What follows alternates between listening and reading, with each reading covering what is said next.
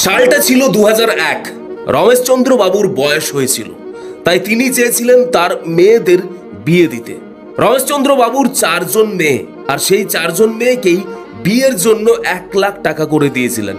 4 জন মেয়ের মধ্যে বড় মেয়ে ওই 1 লাখ টাকা ব্যাংকে রেখে দেয়, মেজো মেয়ে এফডি করে দেয় ওই 1 লাখ টাকা, সেজো মেয়ে 1 লাখ টাকা দিয়ে সোনা কিনে রেখে দেয়, ছোট মেয়ে স্টকে ইনভেস্ট করে ওই 1 লাখ টাকা।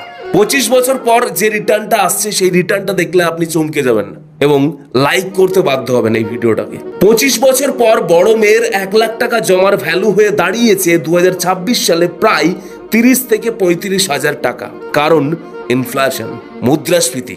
মেজো মেয়ে রিটার্ন পাচ্ছে প্রায় 4 লাখ টাকা, কারণ সে 2001 সালে এফডি করেছিল, ফিক্সড ডিপোজিট।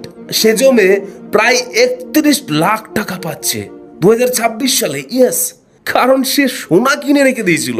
ছোট মেয়ে, তার রিটার্ন শুনবেন পরে, আগে লাইক করুন ভিডিওটা আর ইউটিউব চ্যানেলটা সাবস্ক্রাইব করুন। 16.5 কোটি টাকা প্রায়। আরে ভাই, 2001 সালে ছোট মেয়ে প্রচুর স্টক কিনে রেখে দিয়েছিল। এই জন্যই বলি বাড়ির সব থেকে ছোট মেয়ে সব থেকে বেশি চালাক হয়। তোমরা তো বোঝোই না কেউ। চলো ভিডিওটা শেয়ার করো।